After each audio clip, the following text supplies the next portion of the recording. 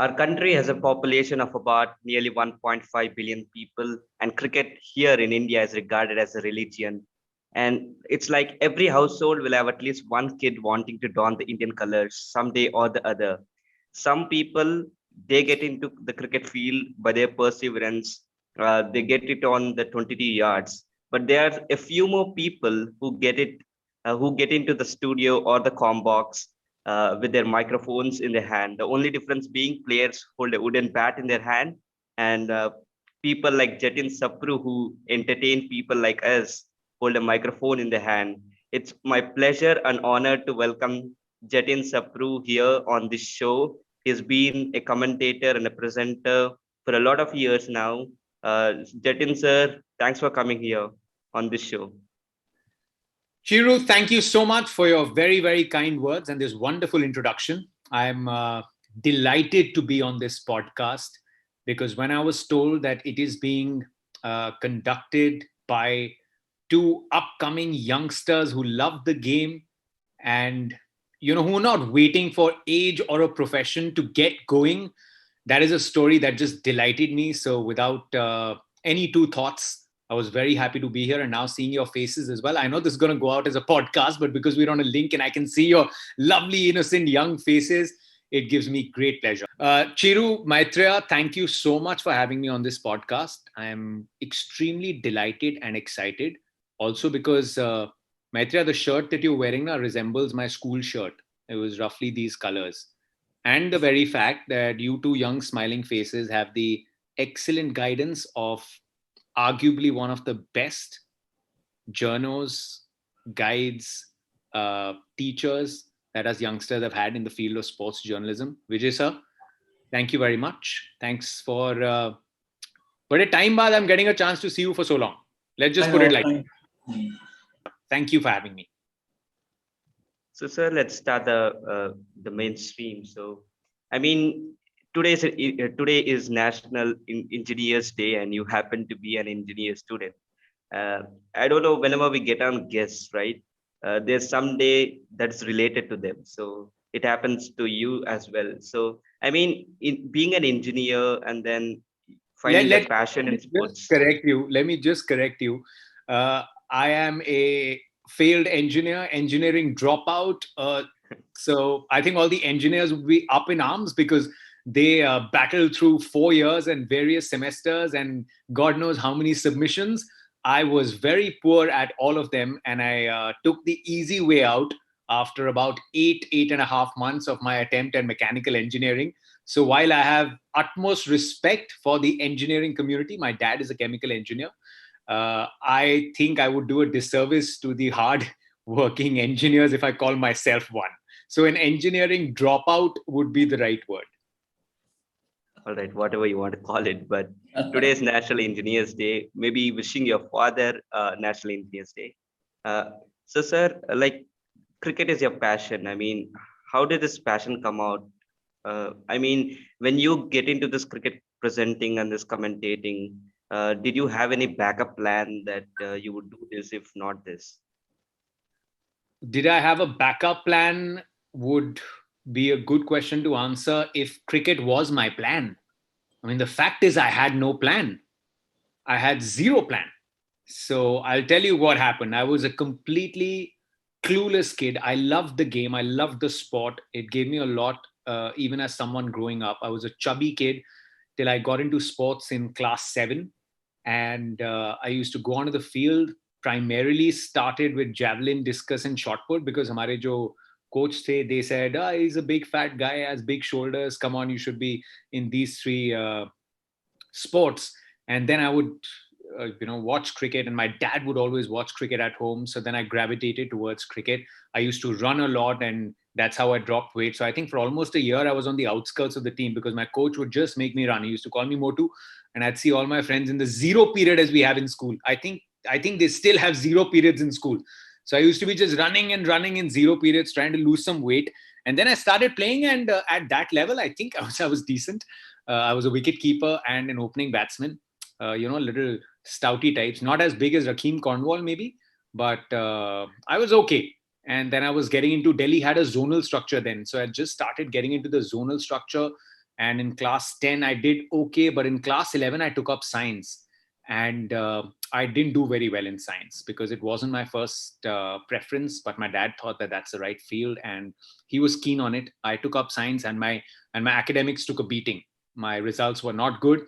And back in 2000, cricket was not an avenue where you had the IPL or a lot of people could make it big. So my faculty and my parents decided that I should give up the sport. My kit was locked, and that sort of shattered my cricketing dreams. I tried my very best. I could not get the best marks. I mean, I barely passed with 64%. And then I tried engineering in some of the top institutes, and rightly so, I didn't make it. Then I got into a private college, and I was not enjoying it. I was clueless. My dad was upset, and there was very little guidance. There's not the internet at that time, and not a lot of people. And I was clueless. So when I opted out of engineering, I didn't know where I'm going. Cricket broadcast was not even on my mind.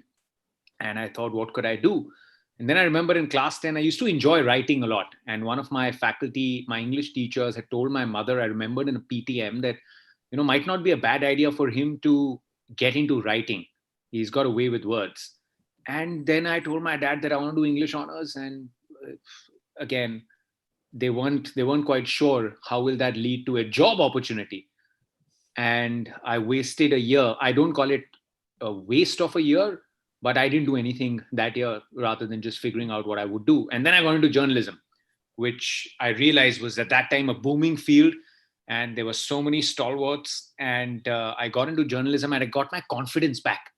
I started doing well in subjects. I started getting good marks. And then I just knew that I want to be in journalism. I wanted to become a psephologist at one point, election coverage.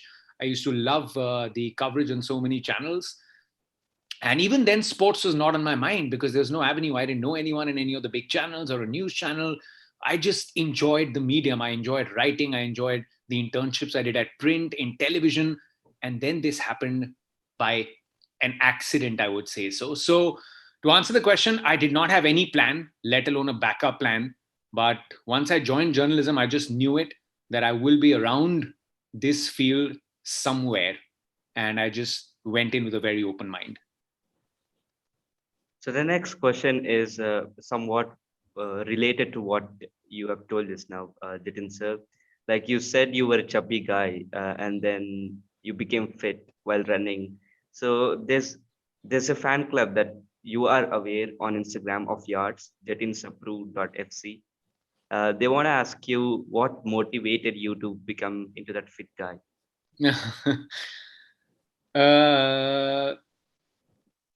We all talk about Virat's story, right? And at some point, I'm sure on the podcast, we will too. I can't compare my story to him, but I do see a little similarity. In 2011, once I joined ESPN, I was on television, I was doing sports reporting, and I was enjoying. I was traveling the world. I was eating a lot. My routine was all over the place. And I was a kid. After 7-8 years of hardships, I'd found a good opening, and I was enjoying it a bit too much. And then in 2011, I saw one of the stories that I did on TV myself. And I looked at myself and I said, if television is where I want to be for a while, I have to look the part. I firmly believe that at least sports television is not an area where looks matter. But if you're on a visual medium and you feel good about yourself, because you are going to see yourself and people are also seeing you, then I think a little bit of dedication towards that is important. So then I just decided I need to set myself right. I changed a lot of things in my life, my routine, my discipline, and fitness was a byproduct of it. I wanted to correct everything. I wanted to go all in after enjoying it for 2-3 years. Almost like how we enjoy the first few months of school or the first semester of college before we decide that now it's time to be serious. So those first 3 years were enjoying my gig with sports, but then it was time to get serious. And fitness just came as part of that discipline. Yes, sir.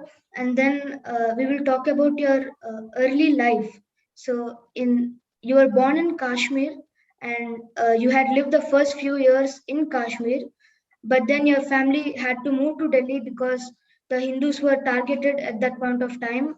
And so you were very small then. And what do you remember from that time, and how it was difficult for the family suddenly moving from the place they had stayed for so many years and coming. So financially, how difficult it was, and even in the heart somewhere, Kashmir was their place, and suddenly they had to leave. So how it was for them, and what do you remember from that incident? See, it was many, many years ago. This is 89, 90 we're talking about. It was very sad. It's, for a lot of Kashmiri Pandits who had to move overnight, that exodus is a very painful topic. But I think it's a responsibility of us youngsters to, while we remember it, but to, not let that make our hearts go bitter towards what happened, because the ones who were responsible for it, we're looking at a different generation. So I feel bad for whatever happened to a lot of people, but it's important for us to try and look forward as well. However, it was tough because my grandfather was part of Kashmir University. My dad was an engineer, and we had a beautiful house with lots of trees. And this is what I've been told, and I've just seen it from the outside. We had good couple of stories, and like most of the houses in Kashmir were. And my parents and whole family, they were in Delhi for a vacation. They have winter vacations there. So we were here for a vacation, and we got a call from our neighbors. Things were getting bad, and they said, don't come back. It's not good. And yeah, so imagine you were on a vacation, and this is the time when there was no net banking, digital banking, and we just never went back. So we moved to a one-room house where my grandfather, grandmother, my mom, dad, and myself. My dad takes a lot of pride in the fact that he didn't want to take any help from anybody and wanted to start by himself. And it's something that's made him and my mom my heroes, the only two people that I look up to. And yeah, it was tough, but I think it just prepared me for all that is going to come in life. There were some hard times. There was sometimes barely any money at home. Dad would go around length and breadth of the city to look for work. And then after a couple of years of trying his hand at different things, he started, finding his bearings. And whatever he would make, he never compromised on my education. I had a younger brother who was born almost 9 years after me. And the main focus was our education. So we saw a lot of hardships, and that makes me value a lot of things. And I think today just keeps me very grounded about life. And yeah, it wasn't easy, but I look at it in a way, when someone asks me, do you regret it? I was too young at that time. My parents still feel the pain. I lost my grandparents because they couldn't really take the shock.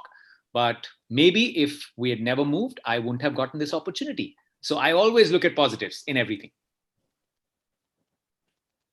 Yes, sir. And then we will ask you. Now, I'm going to ask you about the first interview, the memories of the first interview, or the first time you were a presenter, and how it was. Have you got the chance to be interviewing, and how you felt after interviewing, and how did the interview go, the full experience?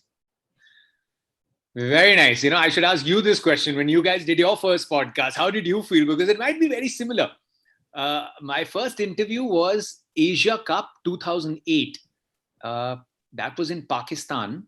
And I think that was the last time there was a big tournament. Now, obviously, cricket has restarted in Pakistan, which is great.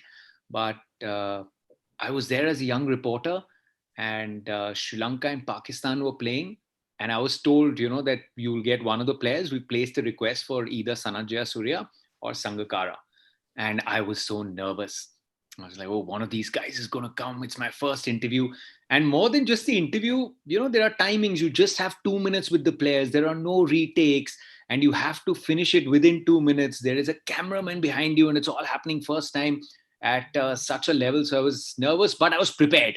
I was fully prepared. I knew what I'm going to ask. And I prepared 5-6 questions, and I knew, depending on how time goes, I will execute the interview. But Sanath Jayasuriya came. So he was my first interview. And I could only stare at his forearms. Sanath Jayasuriya used to beat our bowlers so much when we were growing up. So I would just look at his forearm, because I used to see it on TV. Ki, boss, look at his forearms. Obviously, he's going to whack those sixes.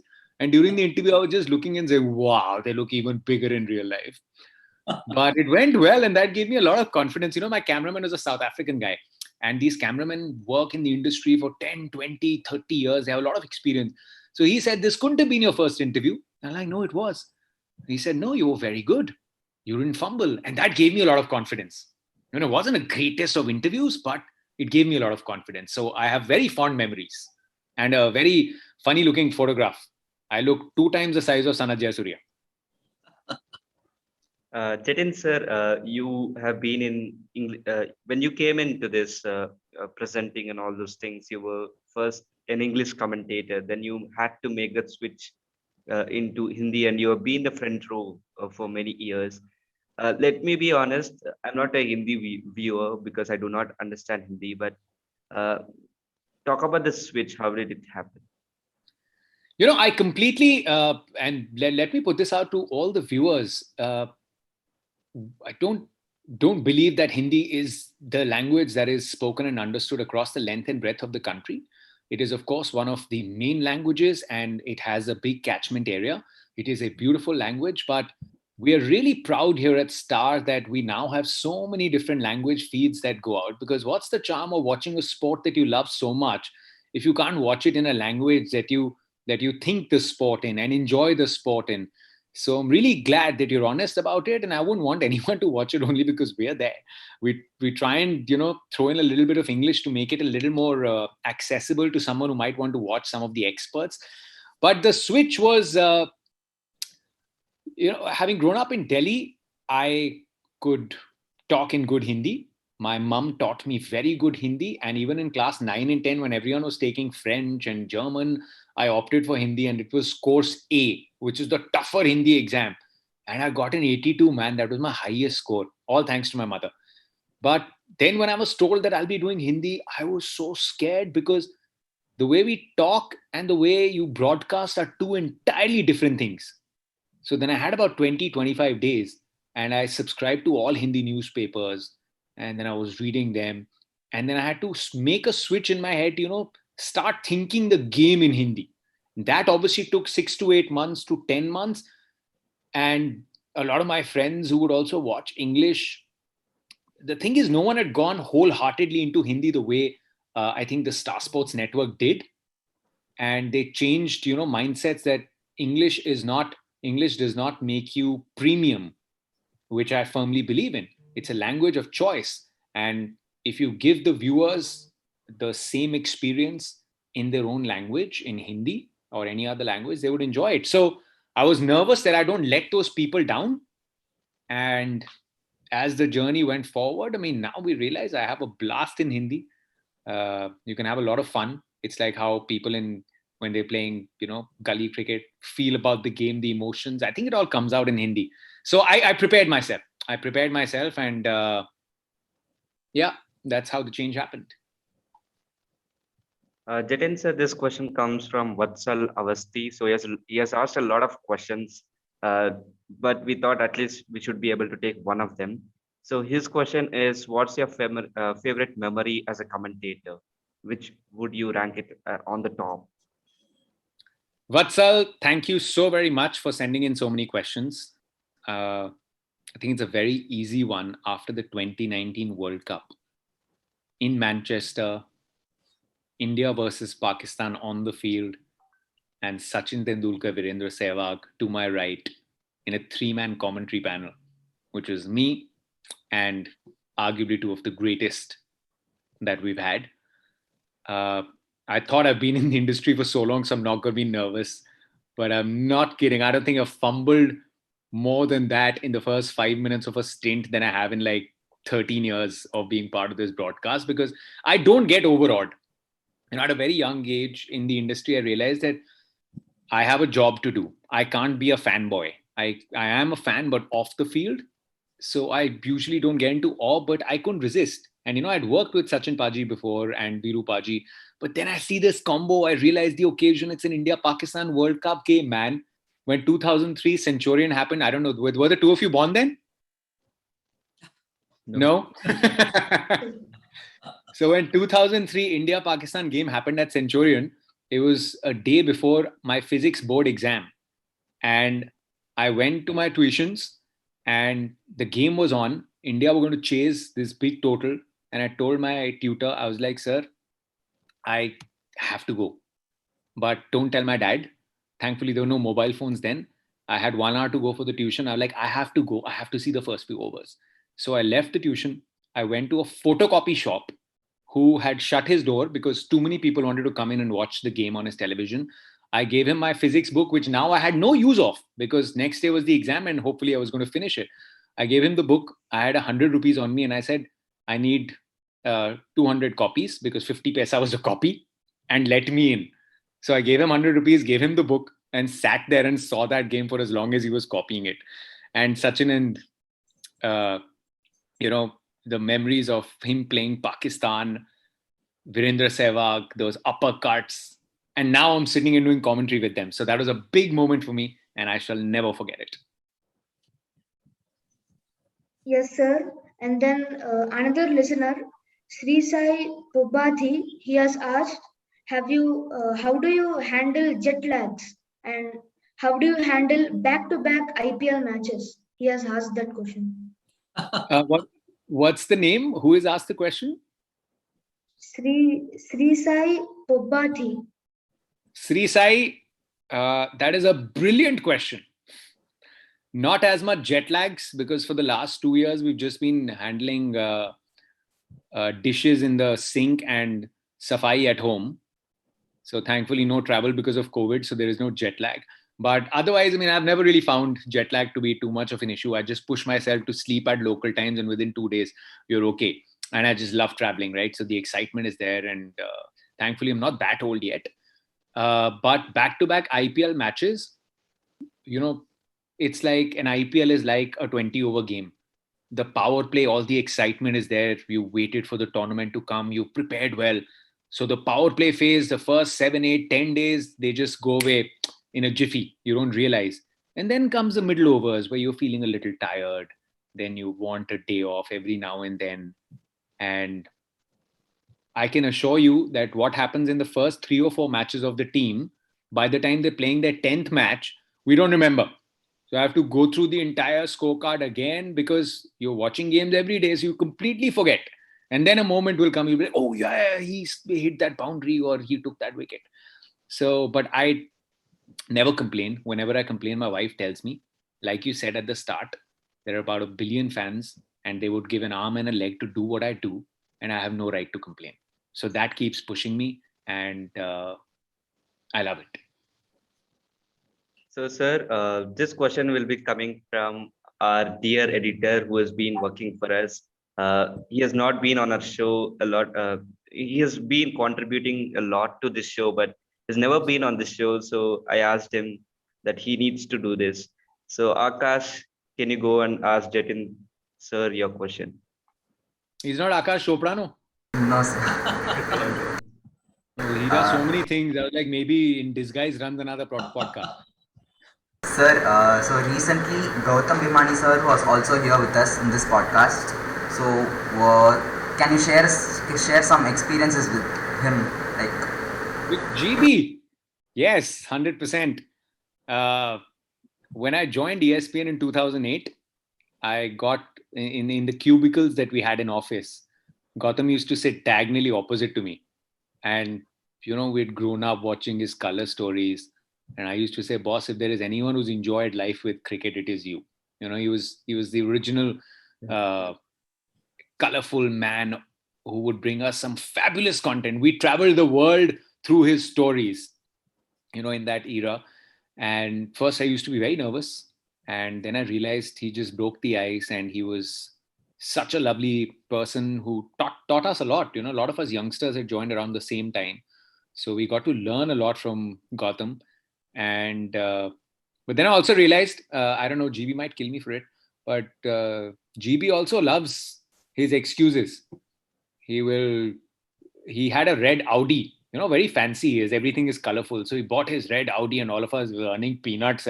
We'd look at his Audi and say, oh, Gautam Bhimani's got an Audi and a red Audi. And he would come late, but he didn't know that we could see what time he's come from the office. So he would park his car when all the parking spots were taken. And then he'd come up after half an hour, 45 minutes of walking on the road in his colorful clothes. and then come up and say, "Oh, I've been waiting downstairs for 2 hours." And then we'd be like, "Whatever, yaar, GB, you've come half an hour earlier. What do you say?" And he'd have an excuse ready for everything. And we had some great times. We were on the tour to England together. He showed us all the cool places where he now was a member and he knew what to order. So, he was like our first elder brother guide on cricket tours, and learned a lot from him. Let me think. Is there a GB story? Yeah, the first game that happened in Dharamshala, it was very cold. It was super duper cold, and there weren't a lot of great hotels in Dharamshala then. So we all checked into this one makeshift hotel, and we got in early. And at night, we decided the game is 2 days away. We're going to have a party. So all of us kept ourselves warm through different ways, which you're too young for. And we were partying till 2:33 at night because it was so cold. No one wanted to go in the room, and there were no heaters, one blanket.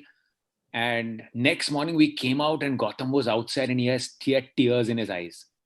And I came out, I was like, "Oh, what a beautiful day. The sun is out and what a night I had. I don't remember anything."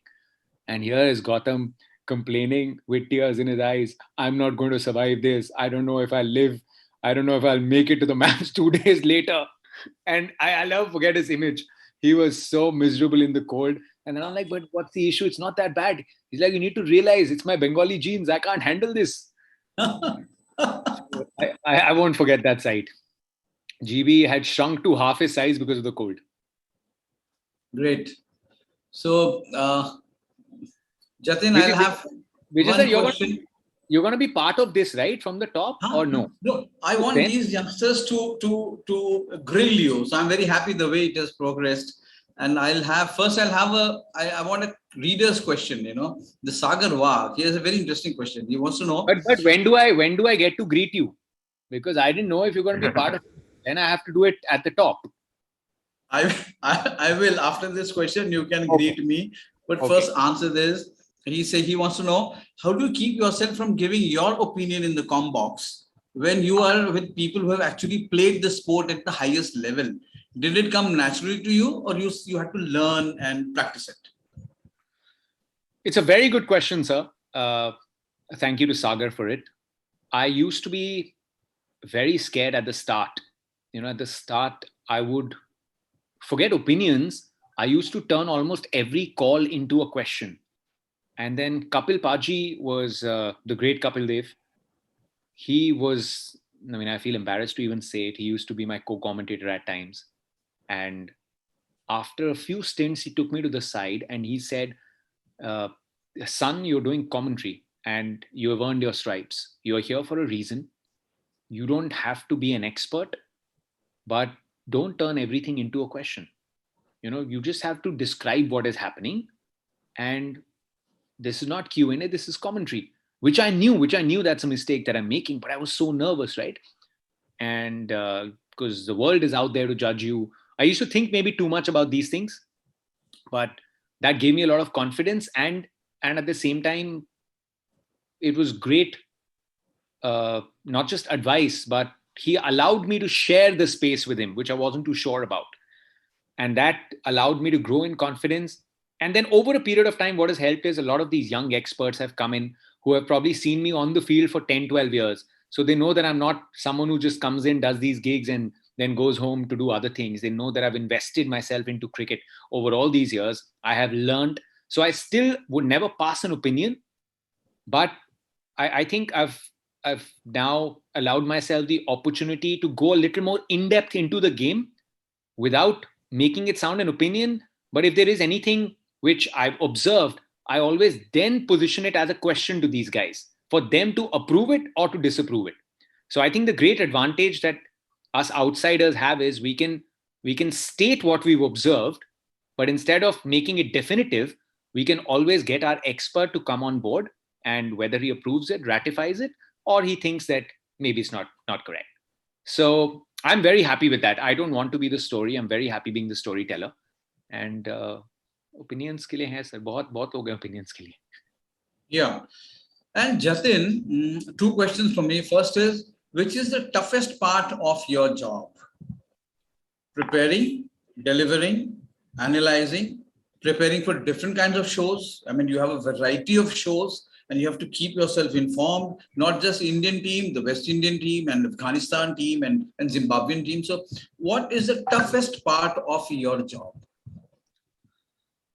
In a long tournament, Vijay sir, it's to keep fresh, As it's said in television, you have to treat every 20 minutes as a re-login. There is an audience that is changing every 20 minutes. Preparation, I thoroughly enjoy. In fact, I enjoy these multi-nation tournaments sometimes even more. What happens in a bilateral series is, and if the same people are performing time and time again, that makes it very challenging. Because if Rohit Sharma is going to score 500s in a World Cup, there is probably going to be quite a lot of similarities in at least 3 out of those 5. So when you're doing a 90-minute show and you are going to dedicate a decent chunk to Rohit, then how do you, find different angles to try and make it more informative, to try and go a little more in depth while you're talking about the same person, mostly the same shots. So to find that context, but in multi-nation tournaments, you have different people to talk about, different conditions to talk about, and preparation I thoroughly enjoy. Once, since you mentioned Zimbabwe, I used to love the name so much, I used to just mug them all up for fun and, fire them at people like Hamilton Mazakaza, Chamu Chibaba, even remembered his sister Julie Chibaba, then Vuzi Sibanda, and Hamilton Maxi. So I love picking up the right pronunciations and the names. I won't name the expert. Once I was with an expert taking a few names, one cricketer, and he's like, what are these? So I was like, names? He's like, I thought you were telling me the names of some restaurants to go to.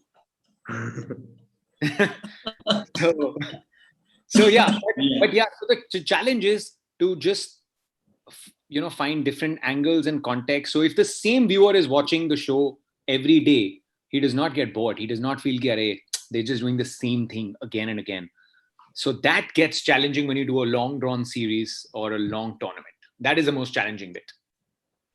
And Jatin, for these 2 young kids, 3 kids actually, and our viewers and me also, I want to know your friendship with Virat Kohli, because you have seen him so closely on different occasions. You've interacted with him so much.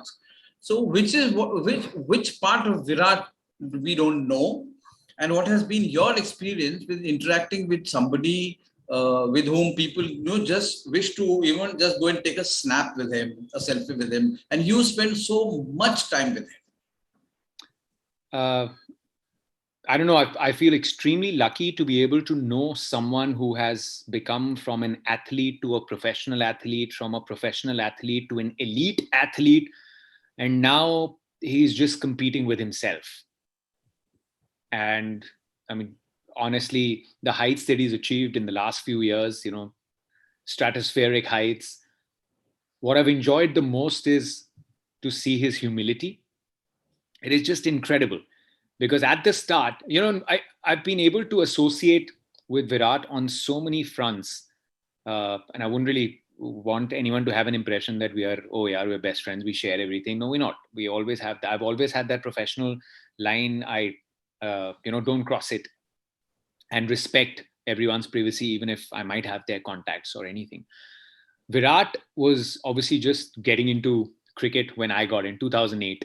He just won the Under-19 World Cup, and at that time there used to be the first social media platform, which was called Orkut. Yeah. You remember Orkut? And yes. Through Orkut at that time, under-19 cricketer, and I think Gautam Bhimani also, he was also friends with them. I had also become friends with him. Because as a young cricketer, you then watch all the shows, right? You know who's doing stuff on television because you're a lot more keen about those things. And that is how our interaction started. And just when he'd made it to the Indian team, he came to our Gurgaon office for an interview. And that is where we first sort of spent time. It was very, very kind of him. Someone senior was meant to do the interview, but he said that I'm more comfortable with Jatin. And I think he might have even called me Bhaiya at that time. And I'd prefer if he would do it. So that's where we got to do the interview. And then, over those first few years, I'd be at a lot of these cricketing events and all. And I saw his side, which was like the Delhi side, which he even talks about. He was a typical Delhi boy, which even I was. Delhi boys have a different attitude, a different viewpoint towards life. We love our good times. But even then you could tell that he would never compromise on his cricket. no matter what he was doing. And then to see him just transform into this saintly figure sometimes. Sometimes he's batting, he looks like a monk. Sometimes he's batting, he looks like a warrior. And वो कहते हैं ना कि आप तपस्या से सिद्धि प्राप्त कर लेते हो. And for him to have done that tapasya, so I've obviously done a very little amount of it, but even I felt what discipline does to you, maybe 10% in my life, and he's achieved 80-90%. But with success comes a lot of excess baggage, and it was great to see that Virat has become such an incredible human being off the field. It's chalk and cheese. He is completely the polar opposite off the field than what he is on it. Yeah, and you know it better than anyone else, because you've probably known Virat from much before I first interacted with him, as you've done with so many of these great cricketers. And that's just amazing. He wants to help people. He is soft spoken. He has found happiness within his small family circle, and he's very content in life with small things. But when he's out on the cricket field, he only wants excellence. And it's scary sometimes, because I don't know if everyone can match his levels of commitment and passion, because it's not easy. Even if you try, it's not easy, because everyone might want that discipline, that determination, but everyone cannot achieve it.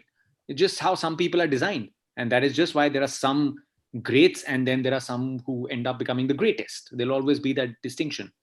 So that, I think, is the most incredible thing about him, his humility, and how I think he's more rooted and grounded than probably he was when he started playing cricket.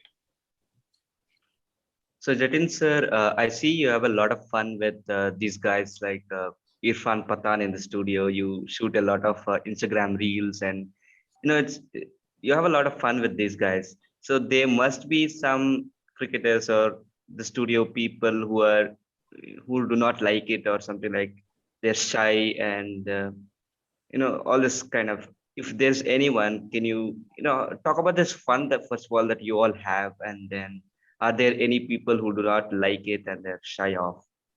Yeah, what is life without some fun? And especially now with these COVID bubbles, we are like family, right? All of us have moved into a hotel. We stay away from family. So there is a great bond, and which I feel so lucky, because I'm the non-cricketer. But it's not just me, everyone else in the crew. These experts that we have, these cricketers are amazing.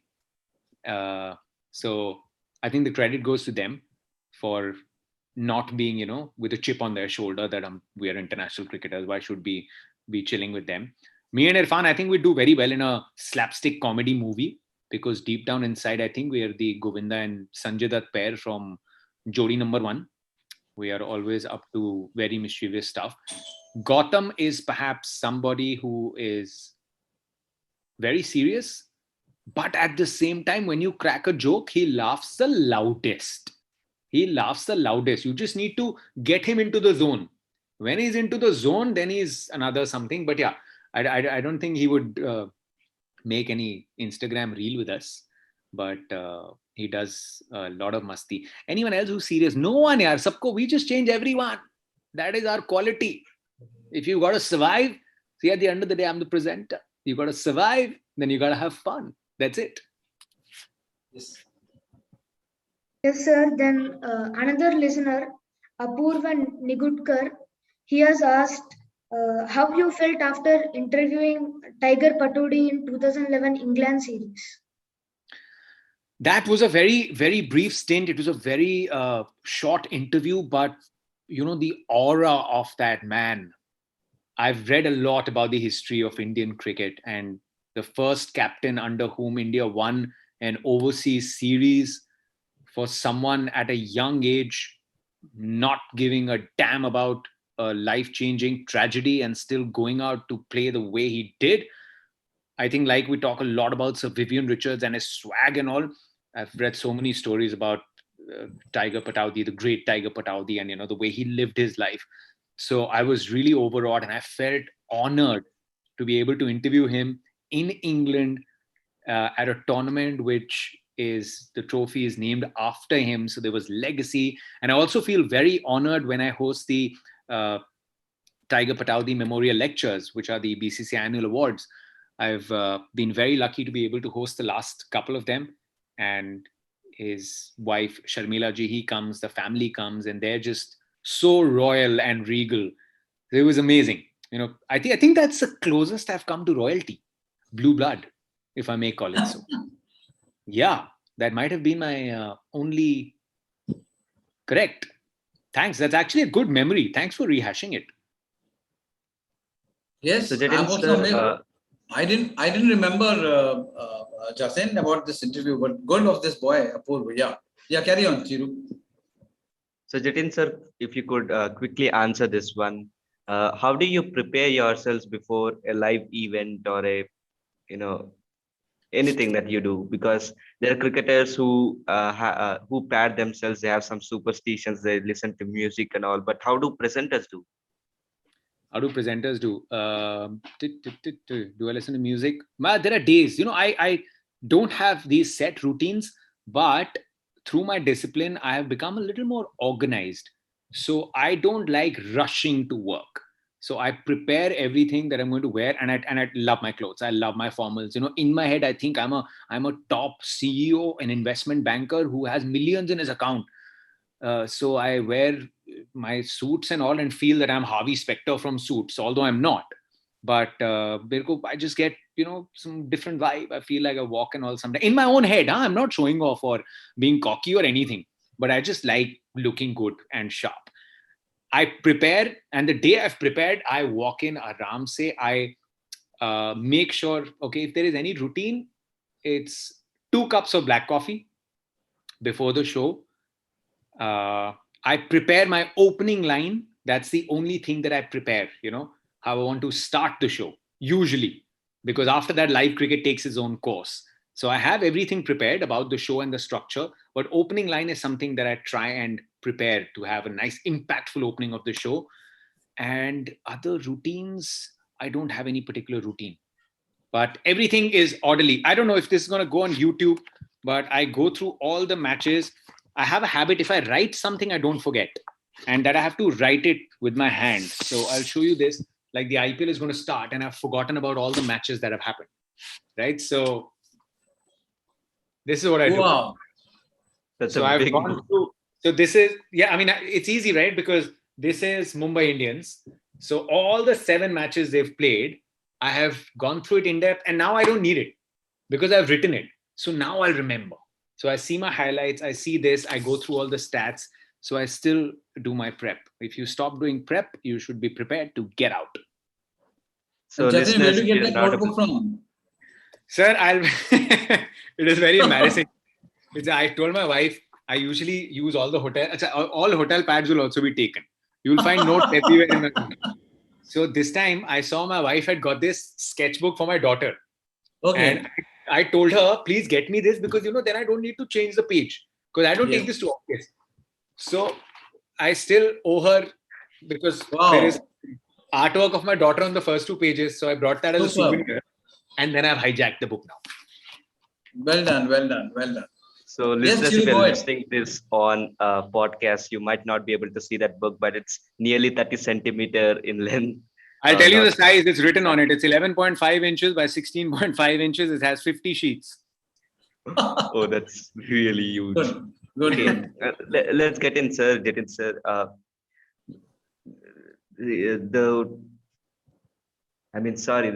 Twitter handle by name, the Lonely Soul. I mean, he doesn't have a name there, but he has asked, like, some company, man. Let's give him some good company. Don't be lonely, brother or sister, whoever it is. Yeah, so he has asked because we get to know that Gautam Gambhir is a very serious man. That's what we see from outside. Is he difficult to make? Is it difficult for you to make him smile? Oh no, I don't know. I don't know why Gautam is being very kind to me. Whenever I start a show, and I'd probably bring up a context which is on the show and say, "Oh, is this bringing a smile?" He'd be like, "No, I'm smiling because you're here." Again, with Gautam having worked over such a long period of time, I think the comfort factor, and let me tell this to a lot of youngsters out there. The reason I believe that I have this sort of relationship with all these current cricketers is I've been in the field for about 13, 14 years. And for the first 5 to 6 maybe even till 2013, first 6 years, I was on the field. I was barely getting to be on television, but I was more connected to the sport and got to learn more about the sport being with these cricketers and observing it by the boundary rope than you do when you become a presenter and commentator. So I never felt at the moment that I'm not getting to be on TV. My own dad used to say, "Yaar, tu aata kab hai? I've never seen you on TV. I see your hand and I see 3 questions in 2 minutes and you're gone. So when do I tell anyone to see you?" And there was this temptation, what am I doing here? But no, I was just so happy. This is a sport that I wanted to be a part of. I have this opportunity and I was just willing to wait without these expectations. Oh, I want to do this or that, be on TV, be a commentator. No, I was enjoying every moment of it. And today, I think that is the biggest asset that allows me to have a rapport and a relationship and understanding of the game.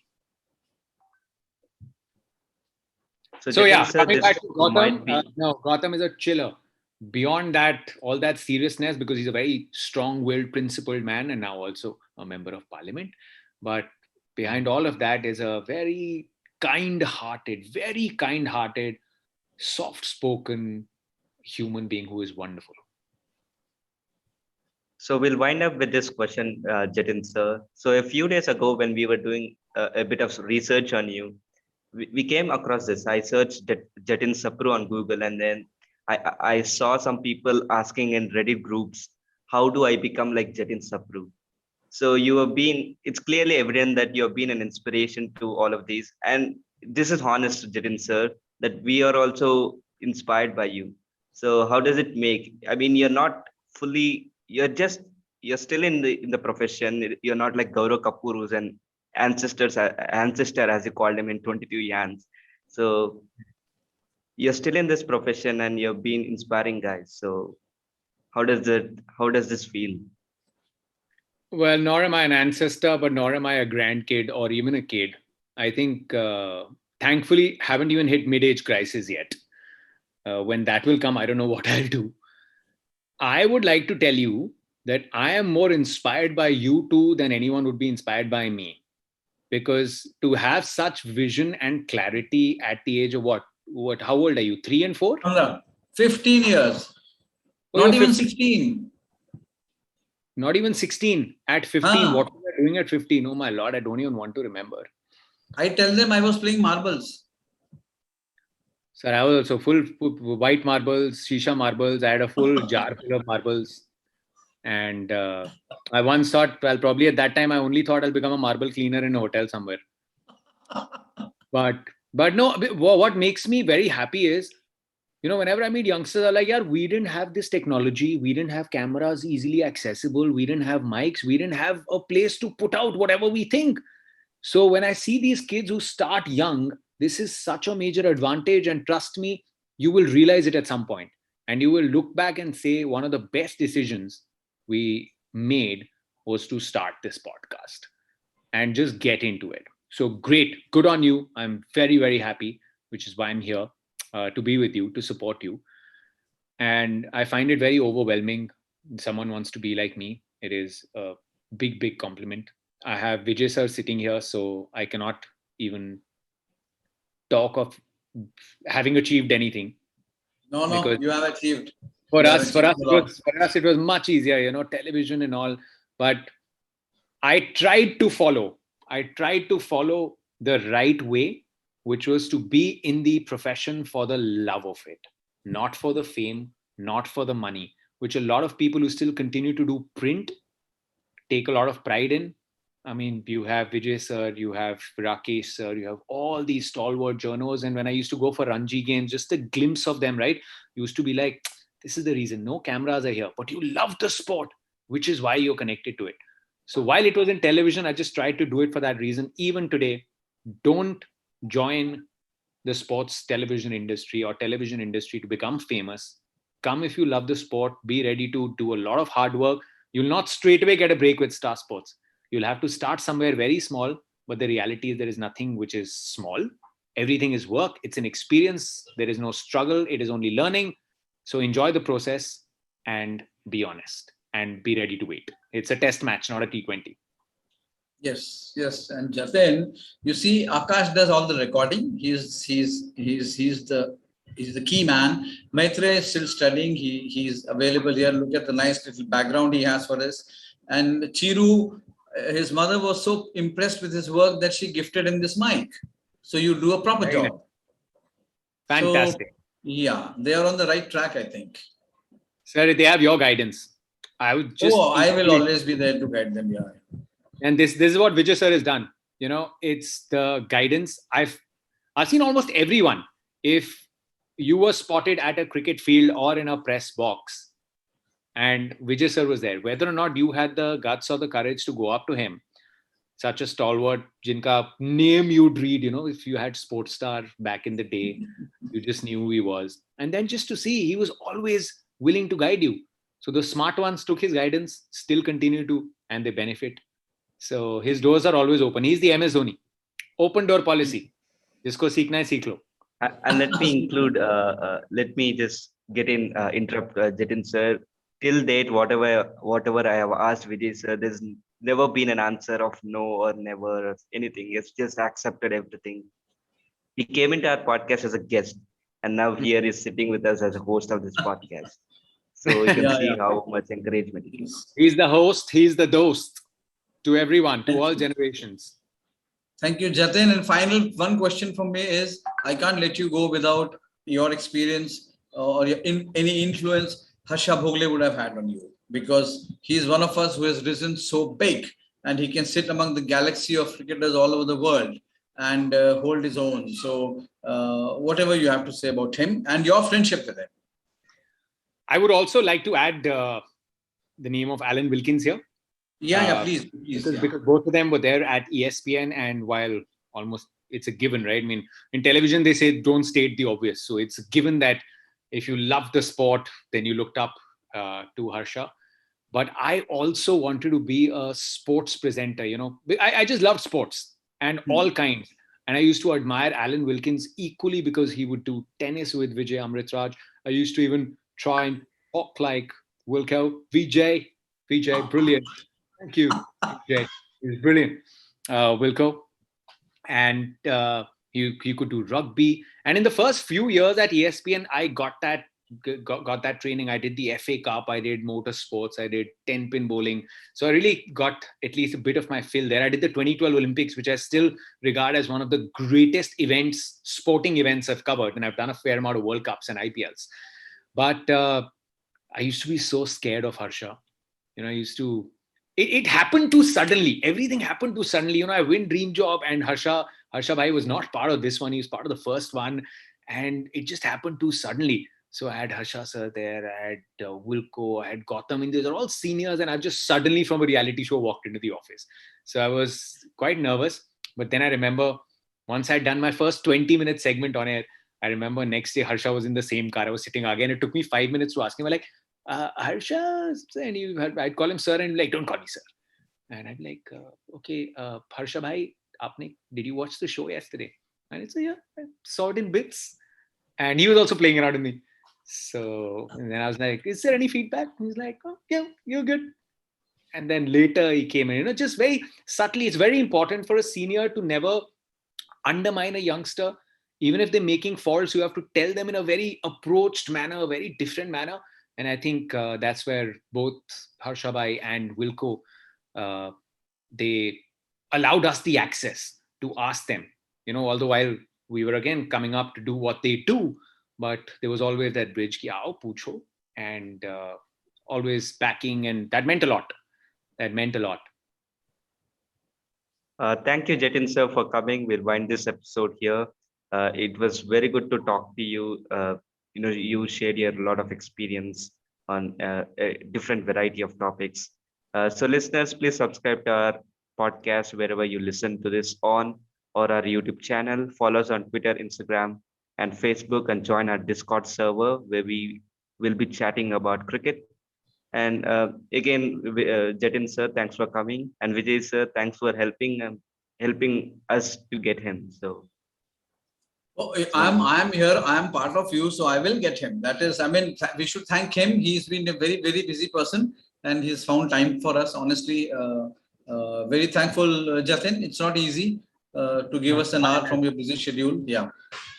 Sir, itna bhi koi busy nahi hu main. I know people on the Maybe. outside think that we probably have a calendar hour by hour. But I'll also tell you a funny thing is these two boys, before I even knew that you're a part of this, these two boys had sent an email on my my professional ID, and my wife handles a lot of my work, and she had responded to them. So I think they were talking to her thinking he's brother Lara. Oh, She told me that didn't youngsters do know. this podcast. Just Would you yesterday, do it? So she said there are two 16-year-olds who are who do a podcast, and they're very excited. And I was like, yeah, I'll tell them when I get into the bubble, I'll have time. 100%, I'm going to do this. And then later I realized, when you send me a message, when do you want to do it? I'm like, oh sir, you're also part of it. So then they realized that she's Lara Sinha, my wife, and I think they called her brother Lara. Love the story. Well done, guys. Well done. Yes. I thought They're brain very Lara. enterprising. Something like brain Lara, I thought. if I could have Brian Lara managing my work, then I would be on this podcast. Yes. So Jatin sir, please tell ma'am that we are grateful because who takes 15-year-olds seriously like that? So We do. Please convey our wishes. Convey our thanks to her. I will. The And- chances of 15-year-olds getting me on a podcast are higher than 25-year-olds. Yes. Thank So you, Jatin Jatin. sir- Thank you very much. Just a Thank you, minute. sir. Sir, could you follow us on Twitter and Instagram? Sure deal. Sure. 100%. Let me know in the podcast out, and I'll just Thank you, Jatin. Thank you very much.